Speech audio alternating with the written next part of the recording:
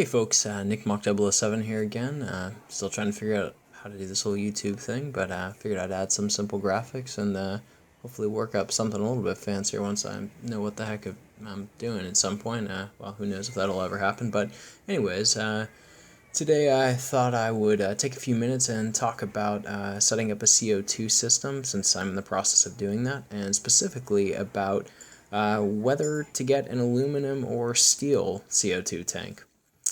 So I'm building my high-tech dirted tank here, and I've got a couple projects going. Working on my regulator build, and we'll get a video up of that as well. But let's talk about metal here today. So no, not like Metallica, but steel or steel or aluminum CO2 tank. Also want to talk about brass and steel regulators, but we'll do that another time. So, for everyone looking to build a pressurized CO2 system, the tank, or cylinder as some people call it, is really one of the central components, and since I had to do a bunch of research on this topic before I bought mine, I thought I would share what I learned. So here's my CO2 tank. It's a 10-pound aluminum CO2 tank. I got it shipped to my house for in the $80 range, which is, I mean, it's not cheap, granted, but it's pretty reasonable if you look around online. And let's give a quick rundown of these two metals, though. With either tank, there's definitely a lot of similarities. I mean, they're about the same size, that kind of thing. They all have to be hydro tested every 5 years. So, really, part of this is just going to come down to preference. Talking about aluminum, though, which is, again, the tank that I ended up with. It's a lighter weight. It's a little bit more expensive up front to buy. People talk about it as not as durable, but it is non-corrosive, which means it doesn't rust. One thing that I was reading I thought was actually kind of funny. Somebody mentioned that if you ever have to scrap it, it's the metal's worth more at the scrapyard. So there you go. When we talk about steel, kind of the opposite sorts of things. It tends to be more durable, so it's less prone to fatigue, dents, scratches, you name it.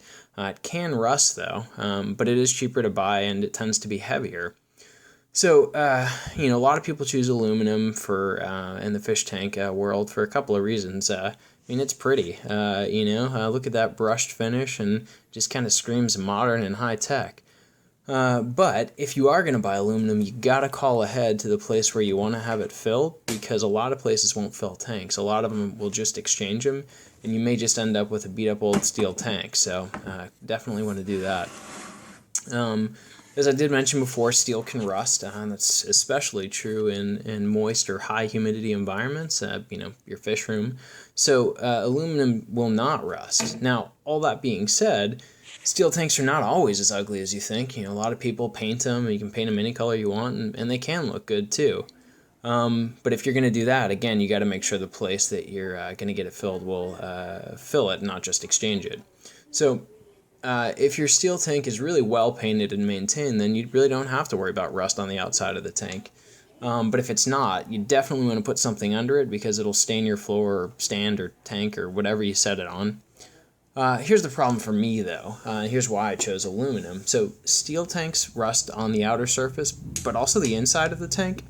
And with that rust on the inside of the tank from moisture, small bits of debris from the rust can actually come out and actually contaminate your components. Now, for me, that means my fancy regulator that I'm putting together.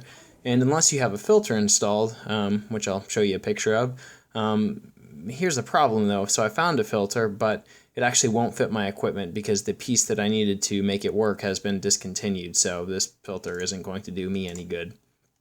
But if you do have a filter and you can get it to fit for your setup, then steel maybe is a good choice.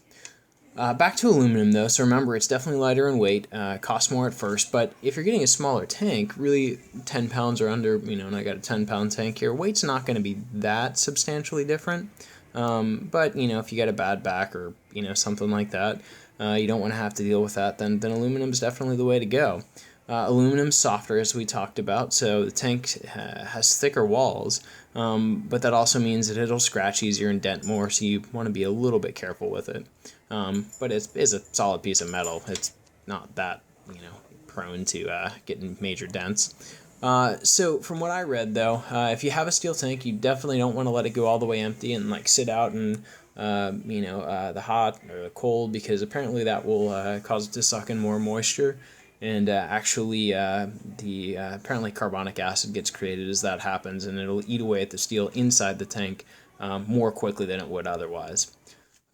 All that to say, any tank, if you maintain it properly, get it filled up at a reputable shop, both aluminum and steel really should last a very, very long time and probably will not have to be replaced for the lifetime of your tank. So the final thing that I wanted to talk about was safety. So these are highly pressurized tanks, so definitely want to make sure they've been hydro tested and certified. Now if you're just exchanging tanks, whatever you get from your dealer will be full and already tested. If, like me, you own a pretty aluminum one, you want to make sure that you watch that and pay to have it retested every 5 years. The shop's not going to refill it if it's out of date. That cost, it does cost money, so if you're just exchanging tanks, that's cheaper that way. But from what I've been told, it only runs in the $20 to $30 range, and it's only once every 5 years, so that's not too bad of a cost for me. Now, the second issue is safety issue is that vampire collar that it's sometimes called. So it's that black collar on the tank that most people just refer to as a handle. But the other thing is it actually protects the tank valve. So if the tank were to get knocked over under normal circumstances, then it can actually damage that valve or crack the neck threads or something like that. For me, I didn't end up getting it just because it wasn't worth the extra $20 that it was going to cost for me to get that kind of tank. But it is actually a nice thing if you can get it. Third safety thing, for all these cylinders, the bottoms will vary a little bit. Sometimes the steel ones don't have completely flat bottom because that sort of helps prevent them rust a little bit. But in either case, you should definitely secure your tank in an upright position. Strap's only going to cost you a few bucks, and it's really a small investment to protect you, your family, your fish, from a falling tank. You can use a strap you got lying around from something else, an old belt, or anything like it. All you really need are some nails or screws or some hooks or something like that. Screw it into the stand or wherever you store it, and that's really about it. You can make it as easy as complicated as you like, but it's just really not worth the risk. So, just secure your tank. That's it for me today. Thanks for watching, and I hope this was helpful. Please rate, comment, subscribe.